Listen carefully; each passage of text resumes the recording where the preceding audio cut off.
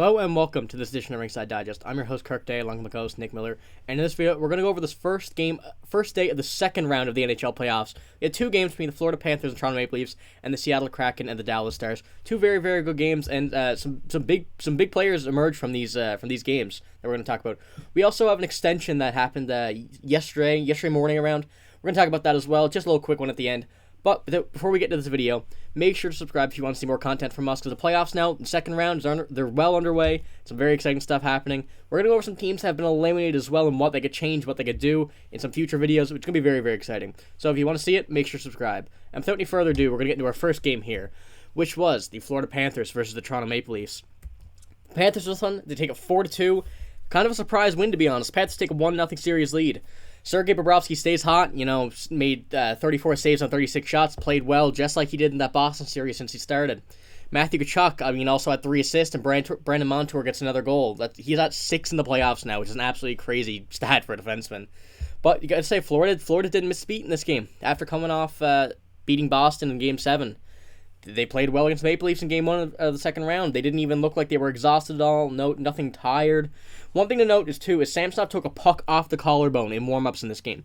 He still played, but you never know if that could have hindered his play or not. I think he was fine. It's just a stinger usually what happens. But that could be something to note. You never know if you start to see something in him look uncomfortable. That could be a factor. Nice goal by Matthew Knies as well, score for Toronto. First career playoff goal, very, very nice one. It's kind of an empty puck behind him. Went down behind the back and hit that one in with a backhand. So, what do you think about this game, Nick? Pretty exciting. Yeah, it's very exciting stuff. As Matthew Tkachuk would say, it's a surprise to everybody but the people in that room. And I think we got to start giving the Panthers the actual credit they deserve. I know we have been because they beat the 65-win Bruins. But at the same time, Toronto fans, I saw a video of them chanting, we want Florida, we want Florida. You got Florida, and you lost Game 1. So, you got to be ready. You got to be ready for these guys. They aren't no joke. Florida might have scraped into the playoffs. But you got to remember, they've been playing playoff hockey for a long while now. And I feel that that's part of the reason why they were able to come back on the Bruins, because they were ready for the Bruins. They won Game 1, then they lost 3, but then obviously they won 3 at the end there. And I think the last thing I've got about this game is Matthew Tkachuk is going to be a problem. I've seen a lot of people say Matthew Tkachuk's going to be a problem. Everybody who watched that game knows that Matthew Tkachuk was going to be a problem. He got 3 assists in this game. Brandon Montour has been very good too. But I'd say if they do get there in the Stanley Cup Final, there's no question in my mind that Matthew Tkachuk is a Conn Smythe candidate. Yeah, he's a real leader in that dressing room, being there for only his first year, like we've said in previous videos. But yeah, like you said when they were chanting, "We want Florida." Florida beat Boston. Boston's the best regular season team of all time. I don't really think you want either of them in this case, whether Florida beat the Bruins, which they did, or if you wanted Boston, because either way, I think you were going to have a tough result no matter what. I don't think anything of this would be easy between those two teams. So yeah, you just gotta. I understand hoping for the lesser point team, but if you beat Boston, that's a pretty dangerous looking team that you got there. There's definitely less hard-nosed teams out there than Florida, I'll tell you that. Oh, yeah, for sure. And with our second we only had 2 games last night. The second game of the night was the Kraken versus the Dallas Stars.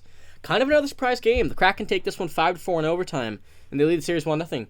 But the big one you can probably see on Dallas's box score there was Joe Pavelski. He netted 4 goals in this game. The oldest player to do it, regular season history, playoff history, no matter what. It's the oldest player in NHL history to get 4 goals.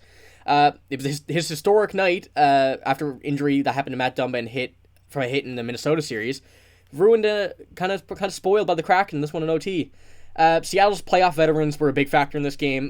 Two times Cup winner Yanni Gourde scored the overtime goal. You can see Justin Schultz, Jaden Schwartz, Jordan Eberle, the veterans of that team. They were the factor in this one.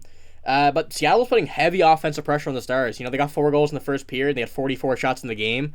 That's nothing. The Minnesota Wild couldn't do that against the Stars, and it kind of shown in their play that the Stars kind of dominated that. But the Kraken, this one, heavy offensive pressure, they win the game. A few goals on Ottinger came from distance. Around the middle of the circle, top of the circle, a couple of them.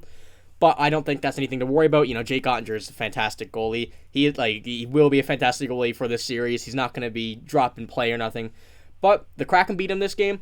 What happens? Minnesota beat him 2 games last series. So, that's all you can do. I do expect Dallas to come back out very, very hard again next game. Joe Pavelski, again, I expect to come out flying after missing pretty much the entire Minnesota series. So, he looks into it. He looks very, very ready, and I don't think that they're going to lose this series still, regardless of this outcome.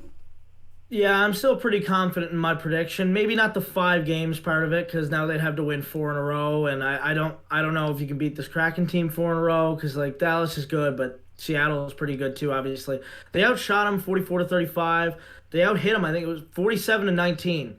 They outhit the Dallas Stars, so that's a big thing too. They were a much more physical team. I think they had a few more scoring chances. I know Beniers rang it off the post on a wide open net, so. If they had to lose that game, I think he'd be seeing that one in his dreams for a while. But at the same time, you're not going to score 5 goals on Jake Ottinger every night. So, and you know Dallas is going to come out harder than they came out in this game. So I would expect Dallas to win the next game. Another player who's not getting any recognition really from what I can see, Max Domi had 3 assists in this game. So as good as Pavelski was, Max Domi wasn't too far behind on the score sheet, we'll say. Joe Pavelski just scores in every way possible. Like, if you watch that game, he scored on a snipe, the first shot. Second shot, I think, was a redirect. Third shot was a rebound. And the fourth shot, he literally batted it into the net while it was on its way to the net. Like, it wasn't just a redirect. He batted it in.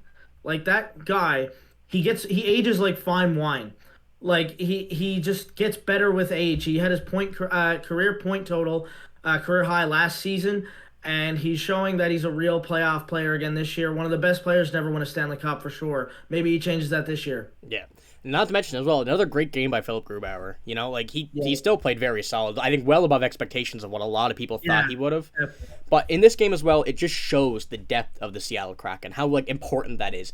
They had all 4 lines being able to come up with something during this game. It shows in their 44 shots. It wasn't just their top 2 lines doing anything. Cause, you know, Jared McCann still is not back from that hit from Cale Makar.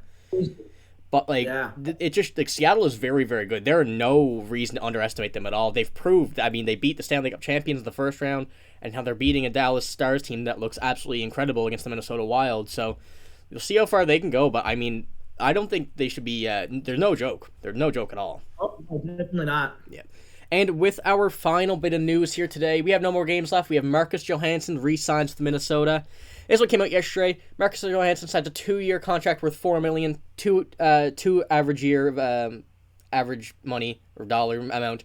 But this was the likely re-sign for Minnesota. You know, Nyquist, Dumba, and Klingberg were going to be too expensive. Like, there was really no option. We kind of knew at the trade deadline that we wouldn't be able to re-sign many of these guys, if at all. But Marcus Johansson, in a second stint with the Minnesota Wild, willing to stay. You know, he produced in the playoffs and in the regular season the bit he played. So I do like the signing because we're a bit cap-stricken now with that $14 million. And just you see it here, he had 46 points this season. Pretty good, you know. I'm not sure exact split between with the Minnesota Wild, but he played well in the playoffs, which was a big factor of those 2 wins. You know, he got a few goals, created a few plays. I think it's a good signing for Minnesota. You know, with what we can do at least. I think now we have about $8.1 million left in cap space, so not much work to work with. So I'm gonna see what happens with that team as well. We'll probably be doing more stuff like that over the summer. You know, when everything can happen. But what do you think about this signing, Nick? Yeah, I actually think this is better than what I originally thought yesterday when I saw the signing, because he had 46 points. That's nothing to sneeze at in the NHL, especially like he's I think it's a $2 million AAV. Yeah. For the next 2 years. That's phenomenal for a 46-point player. I really like this signing for the Minnesota Wild. Marcus Johansson at times in this series looked like their best player. So if you're getting that for $2 million AAV for the next 2 years, you can't complain about that at all. Great signing. Yeah, no, I like it. We'll see how it plays out. I mean, next year, the impact this will have on the cap for the trade deadline, you know, and free agency, the draft, because it'll all be a factor, you know, because we're not sure exactly what we'll be doing, because I don't think anybody does at this point, but we'll see. Yeah, and so tonight we only got 2 more games again. We got the Edmonton Oilers and the Vegas Golden Knights, and we also have the Carolina Hurricanes versus the New Jersey Devils. 2 very good games. Another game I expect as well tonight. But that's all we got for this video. So if you liked it, make sure to give it a like, and also make sure to subscribe. Like I said at the beginning of the video, we're going to be having a lot of stuff coming up. It's going to be very, very exciting, very, very fun. So if you want to see it, make sure to do that. Make sure to like the video, and thank you for watching.